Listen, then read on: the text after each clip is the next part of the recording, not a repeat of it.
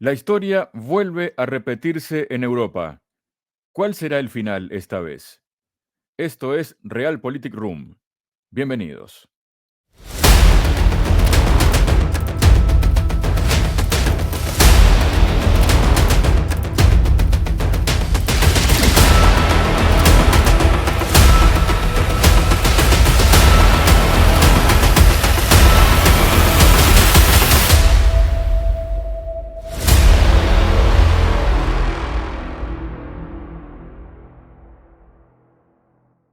Hola, bienvenidos a otro episodio de Realpolitik Room. Y como decíamos en el comienzo del programa, en la presentación, la historia se vuelve a repetir. ¿Y a qué me refiero con la historia se vuelve a repetir? A un conflicto en el corazón de Europa, pero también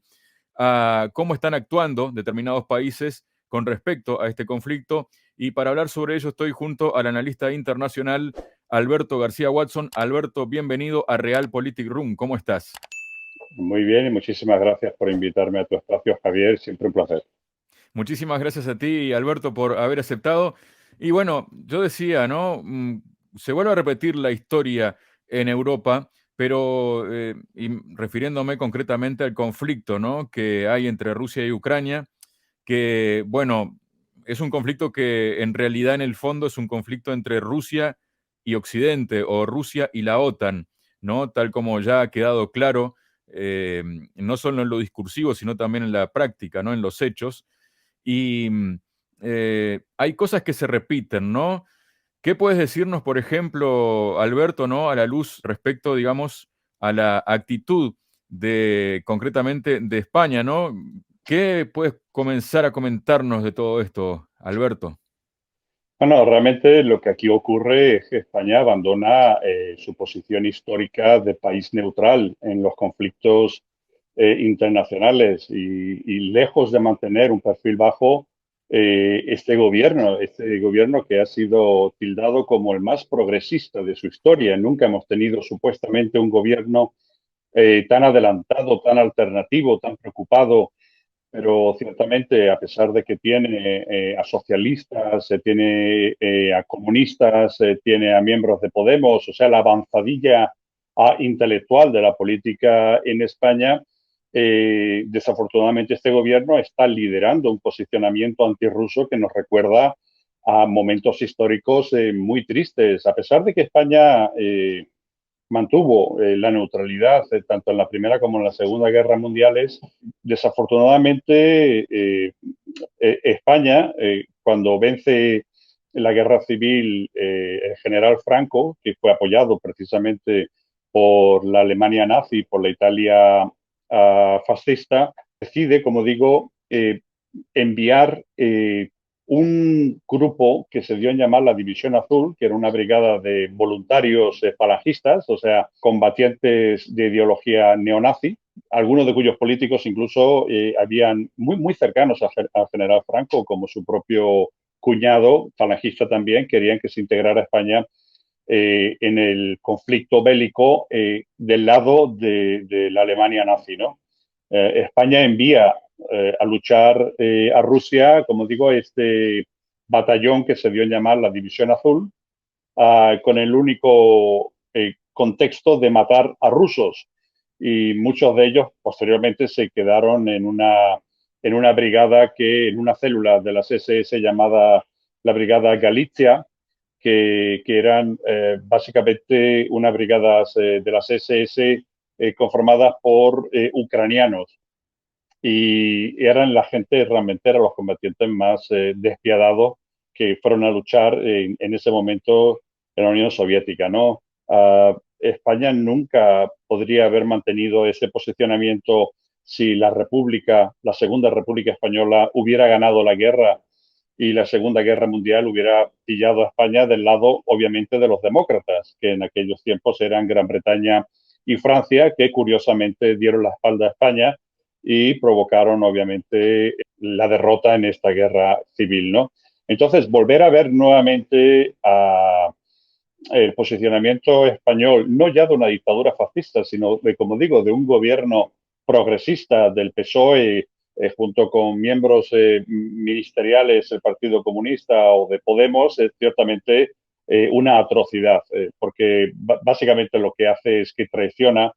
los principios no solamente de neutralidad, pero de progresismo y lo que también destruye básicamente es una relación con Rusia. Rusia nunca ha hecho daño a España, muy por el contrario, cuando las democracias liberales europeas abandonaron a España a su merced contra el general Franco con la ayuda de los nazis y los fascistas italianos, fueron solamente los rusos los que vinieron a España y asistieron a España en materia militar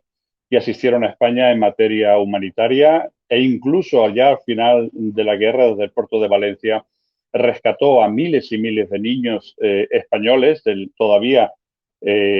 pequeño espacio que conformaba el gobierno de la República mudado de Madrid a Valencia y desde allí salieron hacia Rusia, donde se quedaron finalmente, tuvieron una educación fabulosa, fueron tratados excelentemente bien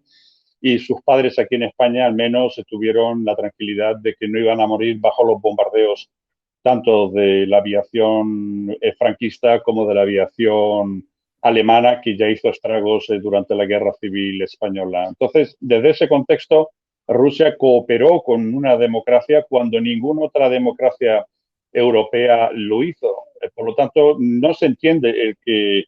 el posicionamiento de España en este conflicto, especialmente cuando estamos hablando de un país como Ucrania. Si hubiéramos sido testigos de la invasión, digamos, hipotética de Alemania por parte de los rusos o de Francia o de algún país en el contexto europeo que pertenezca a la Alianza Atlántica o que pertenezca a la Unión Europea, pues hubiera sido más un compromiso por parte del gobierno español de apoyar cualquier tipo de estrategia en contra de Rusia. Pero aquí se trata de Ucrania. Ucrania estamos hablando de un país que antes del 24 de febrero del pasado año, hace 11 meses, antes de esa fecha, todos los periódicos internacionales retrataban a Ucrania como el país más corrupto, a su presidente Zelensky como un autoritario y corrupto también. Es una persona que cuenta con 850 millones de dólares en paraísos fiscales. Es un defraudador, es un corrupto y no es un político que realmente se preocupa por su país. No obstante, estamos ciegamente apoyando a esta pseudo dictadura que básicamente ha prohibido todos los partidos políticos, ha prohibido toda la prensa y que tiene en sus filas, en las filas del ejército ucraniano, un 40% de ese ejército está conformado por batallones nazis que participaron en el golpe de Estado del Maidán. Por lo tanto, Ucrania no es realmente representativo de una democracia a la que tengamos que ciegamente apoyar. Y España está liderando, se puede decir, en el discurso, en la narrativa, en el relato contra Rusia, pero no solamente en ese aspecto. Mientras estamos viendo que Estados Unidos va a aportar 31 tanques Abraham, vemos que Polonia va a aportar 14 Leopard 2, Gran Bretaña va a aportar otros 14 tanques británicos de fabricación británica, vemos que España va a aportar 40. O sea, casi conjunto de todos los países en número de tanques. Ahora, lo que no sabe Ucrania es que la mayoría de los tanques que España va a enviar son tanques obsoletos que la misma ministra Robles, la ministra de Defensa, fue a visitar este arsenal almacenado de tanques que tienen más de 10 años y tuvo que ella misma admitir de que estaban en un estado lamentable. Básicamente lo que España va a aportar va a ser chatarra. Y Polonia también, porque van a no son los nuevos Leopard 2 A6 de última generación alemanes, lo que están aportando son tanques alemanes obsoletos que España no utilizaría ni siquiera, en fin, o sea,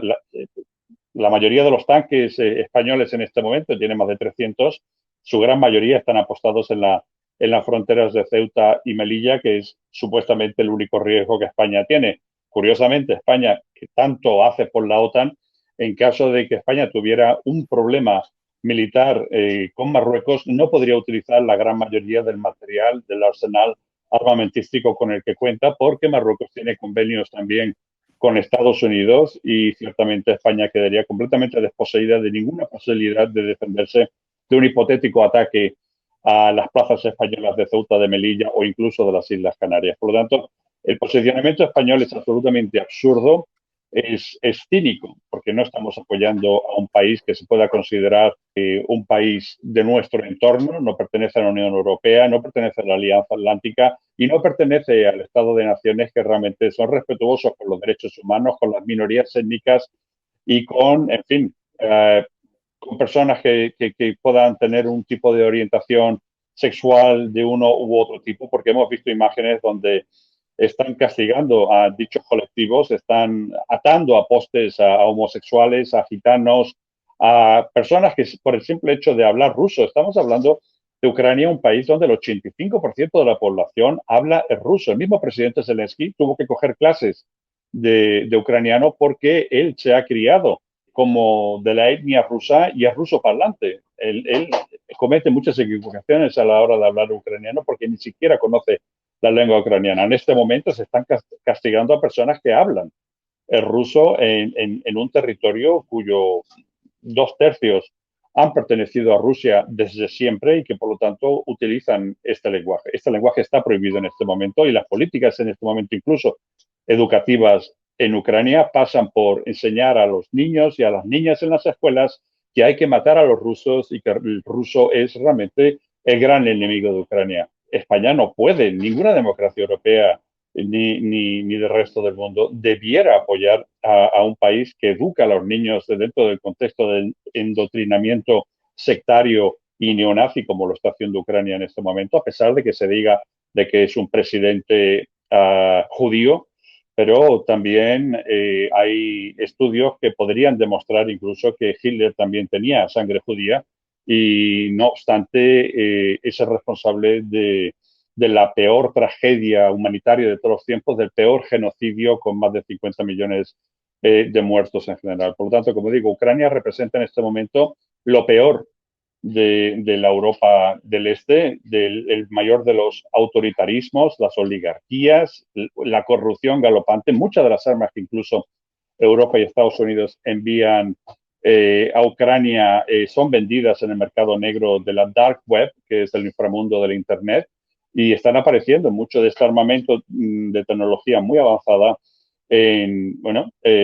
sitios en Sudamérica, en el mismo Estados Unidos, se pueden encontrar a la venta cuando en realidad se están haciendo esfuerzos por parte de la comunidad internacional de dotar de alta tecnología militar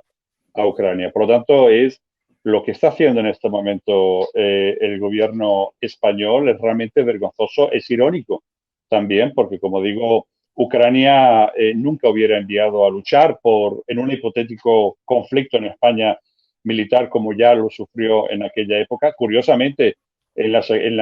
la Guerra Civil Española vinieron ucranianos soviéticos a apoyar a la democracia de la Segunda República. En este momento sería inconcebible ver eso porque la mayor parte de los comunistas, el Partido Comunista Ucraniano fue ilegalizado nada más salió victorioso el golpe de Estado fascista del Maidán de 2014. Por eso digo, España mantiene un posicionamiento francamente vergonzoso que no tiene realmente explicación, porque como digo, España es un país que debería haber mantenido la neutralidad o en todo caso haber apoyado al pueblo ucraniano cuando el pueblo ucraniano a partir de 2014, especialmente ese pueblo ucraniano del este de Ucrania, estaba sufriendo por parte tanto de las fuerzas armadas ucranianas como entonces, en primer lugar, Poroshenko,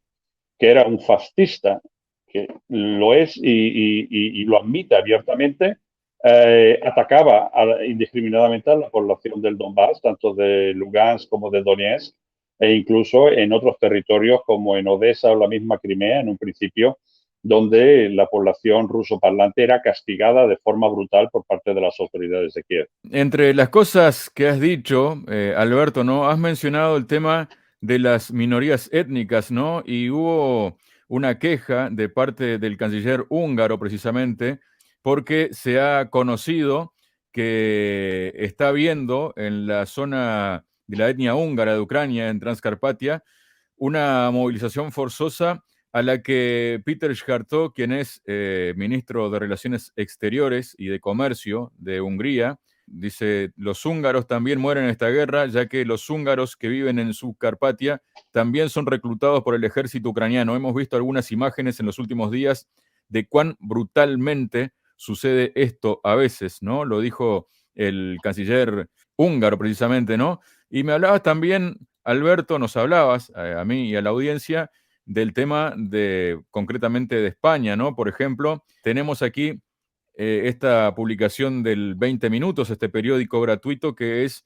propiedad de Planeta, ¿no? Y el título que ponen es Los tanques disponibles para Zelensky. 15 países disponen de un total de 2.405 Leopard.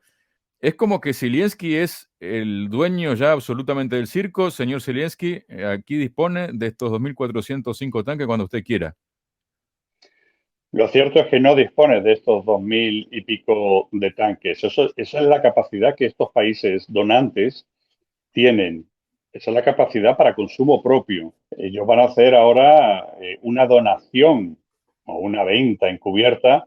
a Ucrania de este material. Lo que Zelensky ha pedido ha sido 300 tanques. Eso es lo que en un principio ha pedido. Y ha pedido cerca de 700 vehículos blindados. El envío de esta cantidad puede llevar hasta años. Y el entrenamiento y la instrucción militar a las fuerzas ucranianas se va a llevar cerca de un año. O sea, la entrega no se va a realizar al personal actual que tiene de las Fuerzas Armadas Ucrania. No están preparados para este tipo de tecnología. Por lo tanto, vamos a ver que cerca de un centenar de vehículos blindados o de tanques podrán llegar seguramente a Ucrania cuando de Ucrania no quede ni el nombre. Y francamente, aunque fueran 2.500, aunque se donara absolutamente toda la capacidad militar de todos los países de la OTAN en Europa, estamos hablando de que Rusia cuenta con más de 12.000 tanques. Entonces, 12.000 tanques, muchos de los cuales son la última generación de los TP-90M. Estamos hablando de un tipo de tanque mucho más grande, mucho más fuerte y que es un tipo de tanque blindado que cuenta con mucha mayor capacidad en distancia de tiro y de adaptación al suelo, en comparación con los Abraham, que supuestamente son fabulosos tanques, pero que hemos visto en el conflicto en Siria cómo muchísimos de estos tanques han sido destruidos por la resistencia. Entonces, francamente, el intentar tomar Moscú con este tipo de chatarra que va a donar tanto España como Polonia,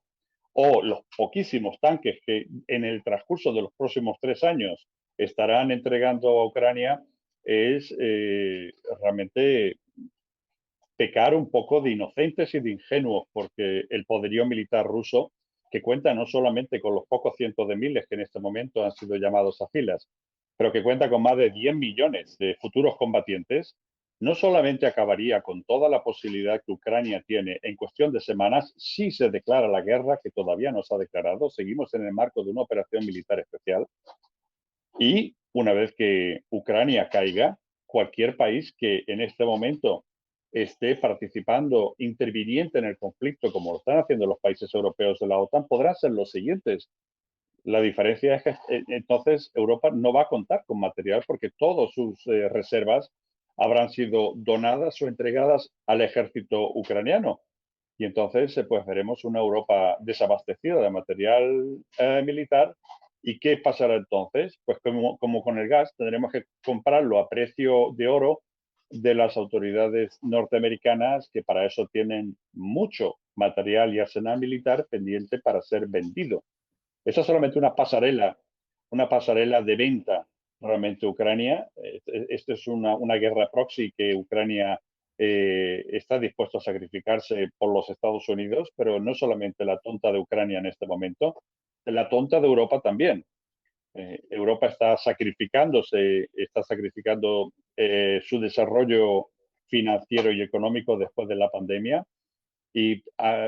finalmente, cuando estamos saliendo de ese periodo terrible, no solamente en lo social, pero también en lo económico para este mundo, ahora nos vemos involucrados y de manera voluntaria sacrificándonos también nosotros para que haga caja los Estados Unidos. Lo están haciendo ya con el gas que están vendiendo al triple de precio de lo que lo vendía Rusia,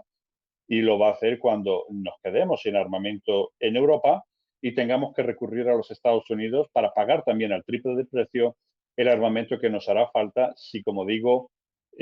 Rusia en un momento dado y después de acabar con la dictadura neonazi de Zelensky en Ucrania, pues quiera castigar también a los países intervinientes en este conflicto. Un armamento, Alberto, que bueno, ¿no? Hay analistas que advierten o que avisan de que la reticencia tanto de Alemania como de Estados Unidos de enviar estos tanques, tanto los Leopard como los Abrams y también los Challenger de Reino Unido, se debe en parte también a que en el campo de batalla real, y bueno, ya ha sido demostrado también tanto en Irak en su momento y también en Yemen, que son más débiles de lo que parece ser y que eso sería una publicidad mala y que podría tener derivaciones en futuras ventas o no ventas, ¿no? Pero también quiero regresar, si te parece, Alberto, al tema de España, ¿no? Una España que está económicamente muy mal, que la población en gran parte está desatendida, que la sanidad está cada vez peor, que la educación está cada vez peor, no hay dinero para nada, pero de repente hay dinero y hay armas y hay de todo para enviar a Ucrania. Efectivamente, es irónico. España es un país que a pesar de que en este momento y supuestamente ha tenido un crecimiento económico del 5,5%, no se refleja en la vida de los españoles. Los españoles pasan muchísimas penurias porque este es un Estado 120% capitalista donde los sindicatos se han rendido tanto a la banca como a las grandes corporaciones. Francamente, un español con lo que gana de salario ya no puede sobrevivir. En el pasado, en los años 60 y 70, trabajando solamente el marido y la esposa quedándose en casa y cuidando de un innumerable número de niños y niñas, podía echar para adelante con su salario. En este momento, trabajando la esposa, trabajando el esposo, y teniendo muchas veces más de un trabajo, no se llega a final de mes. La sanidad, desafortunadamente, que había sido un referente en los últimos años en España, la sanidad pública, se ha convertido en este momento y por intereses, obviamente, del gran capital, de que la gente se saquen seguros privados, las mismas pensiones en este momento. Francia ha tenido en los últimos días una potente huelga general porque se ha subido la edad de jubilación de los 62 a los 64 años. En España no tenemos una huelga general desde hace 15 años y eso a pesar de que de los 67 años que en este momento es la edad de jubilación se pretende subir a los 70 años. Vemos que los sindicatos no están a la altura de las circunstancias, vemos que los políticos en este momento, en este gobierno ultraizquierdista, se han vendido a la banca, se han vendido a la OTAN, se han vendido a Estados Unidos con este conflicto en Ucrania. Y como digo, España en este momento tiene el triste currículum de ser el segundo país de la zona euro con mayor desnutrición infantil de la zona euro, con mayor desnutrición infantil, el segundo país después de Rumanía. En España hay más de 3 millones de casas vacías y aquí se están echando a la calle a familias que no pueden pagar su hipoteca, que no pueden pagar los gastos del alquiler, que suben porque aquí no se puede estabilizar los precios ni del alquiler ni de otros gastos de insumos importantes de primera necesidad. Por lo tanto, vemos que efectivamente en algunos temas, por ejemplo, en fin, con el movimiento LGTBI, pues se están haciendo grandes aportes y se están creando leyes que realmente apoyan, pero por otro lado, lo más importante, la juventud, la niñez, la sanidad, la educación pública, está pasando por una situación espantosa porque no hay voluntad de invertir, pero sí hay siempre dinero para invertir en material bélico. Hay incluso la posibilidad ahora, como estamos viendo, de donar millones y millones de euros en material armamentístico a una nación con una muy cuestionable reputación democrática como es Ucrania. Y francamente, España no es un referente de izquierdas en este momento en Europa. Como digo, vemos a Francia que está siendo gobernada por un partido, se puede decir, de centro-derecha, con Macron, y se hacen políticas más sociales que se hacen en España teniendo a Podemos, al Partido Comunista y a la izquierda socialista en el gobierno. España no se puede permitir hacer este tipo de gastos y de donaciones, como digo, a países que no realmente muestran ser países democráticos, pero sí que vemos que hay que sacrificar a los españoles, hay que sacrificar también a los franceses, a los británicos, a los alemanes, e incluso ahora publicaciones que están dictando cómo podemos utilizar la electricidad, cómo podemos utilizar el gas, incluso cuándo tenemos que bañarnos y de qué manera hacerlo para no realmente crear gastos, porque los gastos tienen que ir definitivamente enfocados en ayudar a Ucrania a toda expensa. Y eso es lo que países como España no se pueden permitir, porque tenemos excesivas deficiencias en este país. Este país es colista en muchos aspectos, en otros aspectos, como digo, cuando aquí se recorta en educación y en sanidad, se eleva el gasto en armamento y en defensa. Esto lo ha dicho en el último discurso el rey Felipe VI, de que hay que incrementar el gasto en defensa, comprar más armas y estar más a la altura de países más avanzados. Para eso sí, para las armas no, pero estar avanzados en materia educativa o en materia de sanidad, somos realmente la vergüenza de Europa. La cuestión también, Alberto, es saber, porque esto va a pasar de aquí a un año, 2 años, tres, y con toda la deuda y con todo el remolque, ¿no?, de la economía española, ¿qué se puede esperar, no? No solo de España, sino también de Europa, ¿no? ¿Cómo quedará todo esto? Bueno, francamente, si España hubiera ejercido un rol de mediación, hemos visto que España, el territorio español, hemos tenido situaciones en las cuales palestinos e israelíes en Madrid se han sentado a negociar, se han intentado buscar vías pacíficas y políticas al conflicto, por ejemplo, en este caso en particular de israelíes y palestinos. ¿Por qué no ofrecemos nuestro territorio para que rusos y ucranianos puedan encontrar vías? Lo estamos viendo por parte del mandatario turco Tayyip Erdogan, que no es exactamente el líder político más valorado en cuestión democrática, pero que ya en más de una ocasión ha sentado juntos a ucranianos y a rusos para encontrar, como por ejemplo en la cuestión del grano, del trigo, soluciones a la salida de dicho grano para supuestamente abastecer a los pobres países del tercer mundo. Finalmente, el 85% de todo el grano ha ido a los países del primer mundo, especialmente a Europa, y apenas un 15% ha llegado a África. Pero como quiera, Estambul se ha convertido en una capital del consenso, de las negociaciones, de buscar soluciones pacíficas y políticas. Y España podía haber hecho eso porque España tiene ya un currículum en ese sentido de haberlo hecho en el pasado. Aquí no, aquí inmediatamente tiene lugar la entrada por parte del ejército ruso a territorio ucraniano el 24 de febrero. España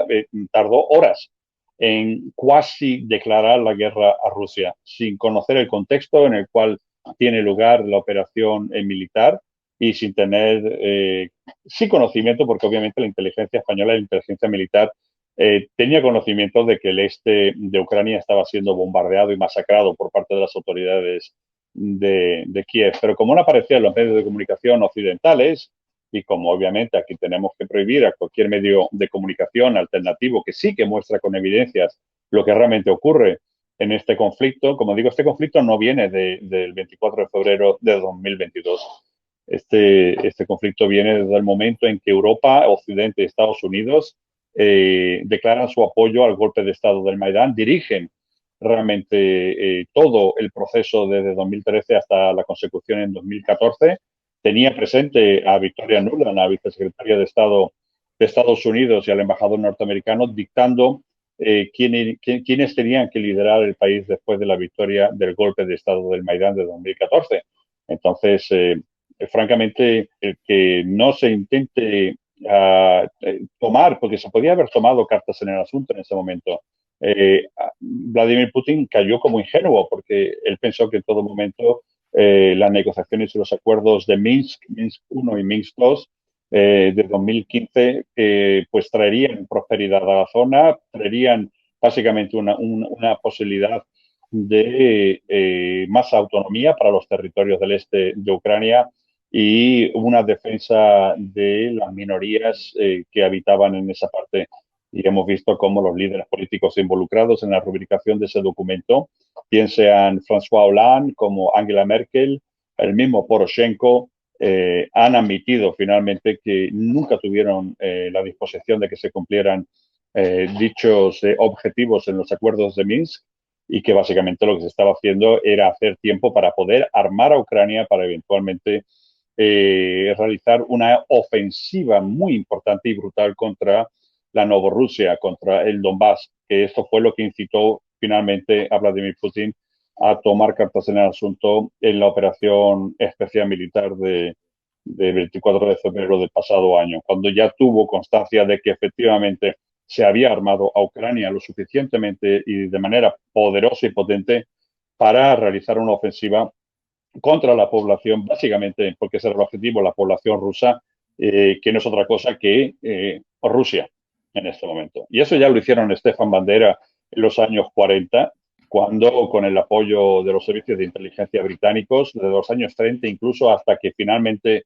consiguió el exilio en territorio alemán, gracias a las autoridades de la inteligencia militar británica del MI5 y del MI6,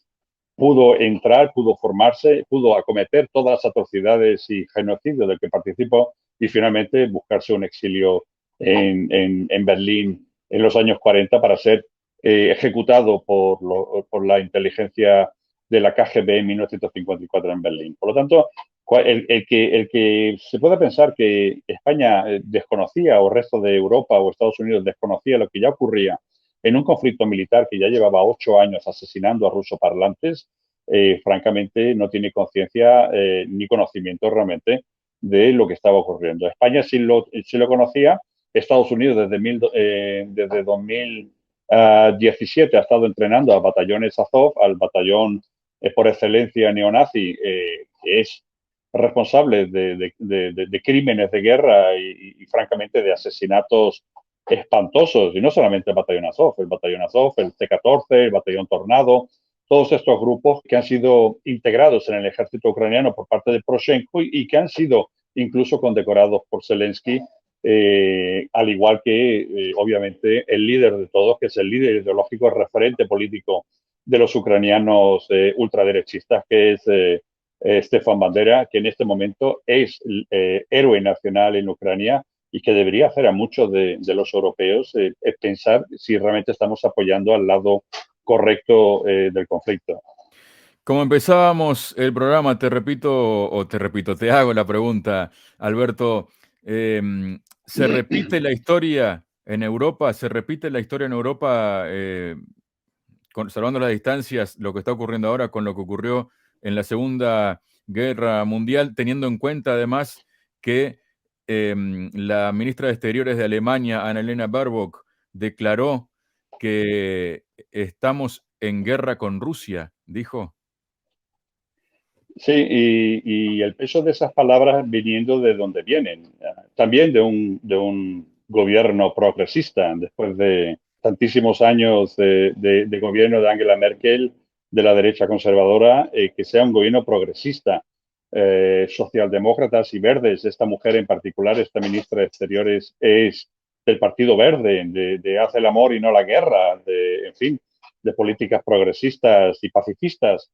El que admita públicamente lo que están muchos espacios dando a entender de que ha sido un lapsus, pero que no ha corregido. Sí, la Cancillería finalmente alemana ha tenido que hablar que Alemania no se va a involucrar en este conflicto, pero ya está involucrado. Está involucrado no solamente por lo que ha hablado, lo que ha perpetrado esta mujer dialécticamente hablando, de que Alemania está en guerra con Rusia, y curiosamente el mismo día que dice esta estupidez, Alemania decide enviar sus tanques a Ucrania para luchar contra los rusos, para entrar en territorio ruso, como es en este momento gran parte del Donbass, la Crimea y otros territorios. Y francamente,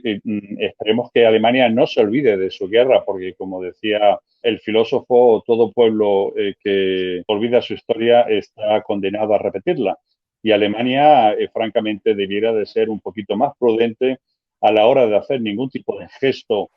de apoyo a los grupos nazis, porque lo que puede ocurrir es que finalmente, si los tanques alemanes vuelven a territorio soviético o territorio ruso en este caso, pues pudiera ser que los tanques alemanes finalmente volvieran a entrar en Berlín. La imagen icónica del soldado soviético poniendo la bandera soviética, izando la bandera en lo alto de un edificio gubernamental en Berlín cuando cae y finalmente la Unión Soviética gana la guerra, porque es la Unión Soviética la que derrota al nazismo y no Estados Unidos y Gran Bretaña, como lo muestran en sus películas y series, ¿no? Entonces, francamente, viniendo de Alemania, el hecho de que se puedan hacer aseveraciones de este tipo, especialmente de quien viene, de una ministra de Asuntos Exteriores que pertenece al Partido de los Verdes, en un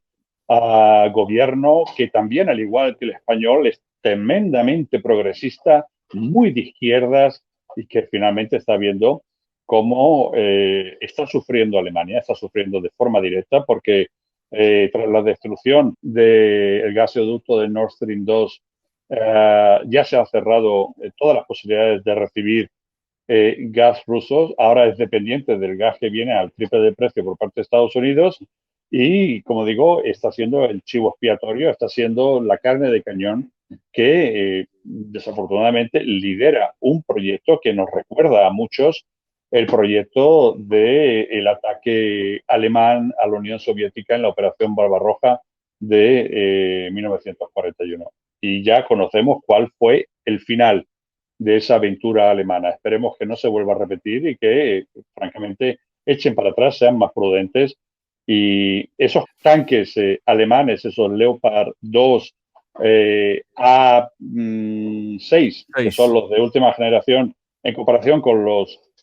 A4 que España tiene como chatarra en un almacén que no se sabe cómo lo van a poder mover de allí. Se inundaron esos almacenes y la humedad ha corroído por completo estos tanques. Creo que las autoridades españolas finalmente van a hacer un gran favor a Rusia y a las Fuerzas Armadas rusas si Ucrania le pone la mano a cualquiera de esas chatarras que España y Polonia también están enviándoles a Ucrania, ¿no? Muchas gracias, Alberto, por tu presencia hoy en Real Politic Room. Siempre un placer, Javier.